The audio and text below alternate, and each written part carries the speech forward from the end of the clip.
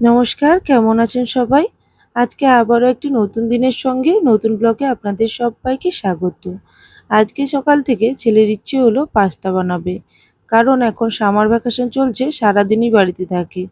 নানা রকম অজুহাত করে রান্নাঘরে যাওয়ারও ইচ্ছে করে এবং মাঝে মাঝে এটা সেটা বানানোরও ইচ্ছে প্রকাশ করে। তাই আমাকে বলল যে আমি পাস্তা বানাবো বলে কিচেনেই চলে গেল। তো আমি ভাবলাম যে হয়তো পাস্তা খুঁজে পাবে না, তারপর ঘুরে আসবে। তবে কিছুক্ষণ পরে আমি গিয়ে দেখি যে পাস্তা অলরেডি কিন্তু কড়াইয়ের মধ্যে বসিয়ে দিয়ে জল দিয়ে সেদ্ধ করতে বসিয়ে দিয়েছে। আর সেদ্ধটাও কিছুটা হয়ে গিয়েছিল। তাই আমি যখন গেলাম বলল যে এরপরে কি করব? তাই আমি বললাম আগে তুই একটুখানি জল দিয়ে পাস্তাটাকে কিছুটা নাড়াচাড়া করে নে, এরপর মশলাটা দে। কারণ একেবারেই জল শুকিয়ে গিয়েছিল।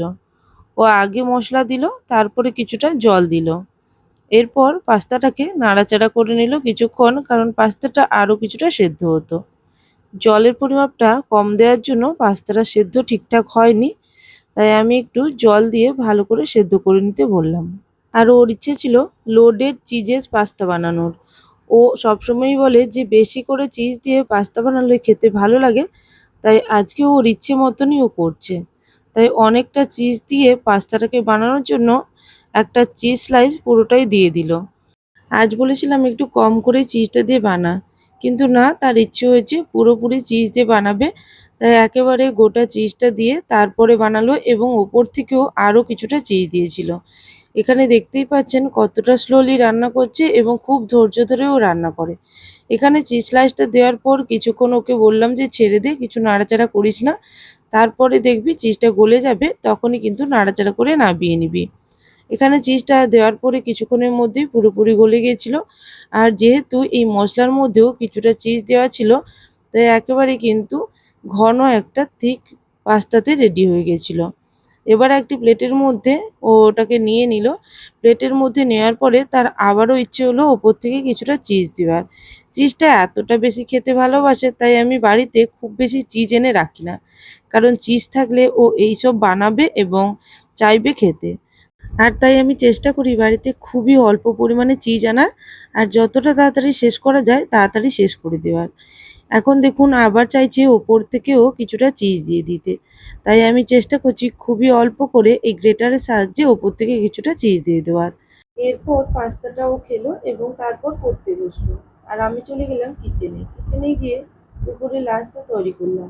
লাঞ্চ তৈরি করে খেয়ে দিয়ে কিছুটা রেস্ট নিয়ে আমরা চলে গেছিলাম ব্যাডমিন্টন ক্লাসে। আর ব্যাডমিন্টন ক্লাসে ছেলেকে দেওয়ার পরে আমি সাধারণত বাড়ি ফিরে আসি। তবে এই দিন আর ইচ্ছে করলো না বাড়ি ফেরার জন্য, খুবই গরম ছিল। তাই ভাবলাম নদীর পাড়ে গিয়ে বসি। আজকে যেহেতু কেউ ছিল না আমার সঙ্গে, কারণ অনেকে মারা মঙ্গলবার এবং বৃহস্পতিবার যায় না, শুধু শনি রবিবার যায়। তাই আমি একাই ছিলাম এবং নদীর পাড়ে গিয়ে বেশ কিছুক্ষণ বসলাম।